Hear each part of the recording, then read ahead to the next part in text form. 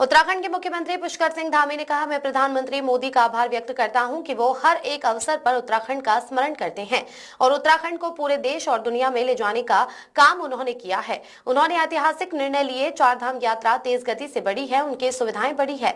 प्रधानमंत्री ने सभी स्थानों को दुनिया में ले जाने का काम किया है और उससे हमारे पर्यटन को बहुत ज्यादा गति मिल रही है। आने वाले वर्षों में हम पर्यटन को लेकर और तेजी से काम करेंगे। दिल्ली सहारनपुर देहरादून एक्सप्रेसवे के ट्रायल रन पर उन्होंने कहा, पर्यटन की दृष्टि से ये सड़क हमारे लिए बहुत महत्वपूर्ण है। इस सड़क के बन जाने से श्रद्धालुओं को बहुत फायदा होगा, समय की बचत होगी। मैं सबसे पहले तो प्रधानमंत्री जी का समस्त उत्तराखंड वासियों की तरफ से बहुत आभार व्यक्त करता हूं उनका, कि हर एक अवसर पर वो उत्तराखंड का स्मरण करते हैं और उत्तराखंड को पूरे देश और दुनिया के अंदर ले जाने का काम उन्होंने प्रधानमंत्री बनने के बाद किया है। उन्होंने जहां प्रधानमंत्री बनने के बाद अनेक ऐतिहासिक निर्णय लिए, चारधाम ऑल वेदर रोडें बन रही हैं, पूरी तरह से बनकर तैयार हो गई हैं। हमारे बद्रीनाथ केदारनाथ धाम का मास्टर प्लान और नवनिर्माण पुनर्निर्माण का काम तेजी से चल रहा है। केदारनाथ धाम और हेमकुंड साहब जाने के लिए रोपवे का काम भी प्रारंभ होने वाला है।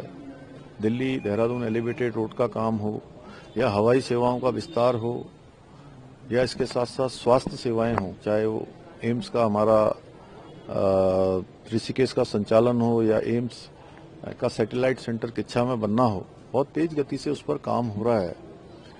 इसके साथ साथ पर्यटन की दृष्टि से अगर हम बात करें तो प्रधानमंत्री जी ने 2013 की आपदा के बाद केदारनाथ आने वालों की संख्या बहुत कम हो गई थी और वो संख्या हजारों में रह गई थी। प्रधानमंत्री जी ने केदारनाथ में आकर रात्रि को प्रवास किया, रात्रि को रुके और उसके बाद केदारनाथ में आने वालों की संख्या 25 लाख के आसपास तक पहुंच रही है। चारधाम यात्रा इस वर्ष भी देखें, पिछले वर्ष भी देखें, पहले के वर्षों में भी देखें, जिस तेज गति से बढ़ी हैं उसमें अनेक सुविधाएं जो बढ़ी हैं।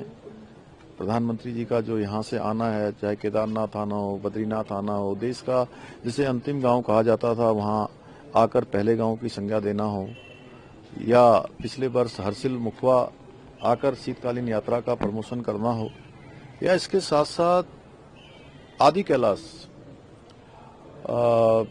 17,000 फुट से अधिक ऊंचाई वाला स्थान जहां अभी अल्ट्रा मैराथन हुई, जिसका कल प्रधानमंत्री जी ने अपने मन की बात के कार्यक्रम में उल्लेख किया, ऐसे स्थानों पर जाना हो, सीमांत क्षेत्र गुंजी जाना हो, जागेश्वर धाम जाना हो, सभी स्थानों को उन्होंने कहीं न कहीं देश दुनिया के अंदर ले जाने का काम किया है और उससे हमारे पर्यटन को बहुत ज़्यादा गति मिल रही है।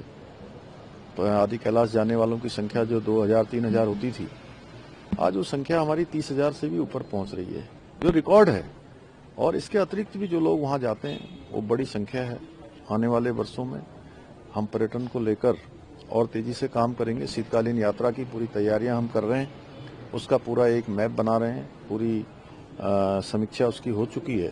पर्यटन विभाग, अन्य विभाग मिलकर कि देश के सभी लोग हमारी शीतकालीन यात्रा में आएँ, शामिल हों, हम सबका स्वागत करेंगे। मैं प्रधानमंत्री जी का एक बार फिर से उत्तराखंड वासियों की तरफ से, अपनी तरफ से, सबकी तरफ से बहुत आभार व्यक्त करता हूँ। सर, जो दिल्ली देहरादून एलिवेटेड रोड है, इसका कल रात से ट्रायल शुरू हो गया है। अब गाड़ियाँ इसमें चल रही हैं और जल्द ही प्रधानमंत्री इसका उद्घाटन कर सकते हैं। कितना बड़ा फायदा देखते हैं, क्योंकि एक तो पर्यटक उत्तराखंड में बढ़ेंगे और दूसरा आवाजाही जो है वो सुगम हो।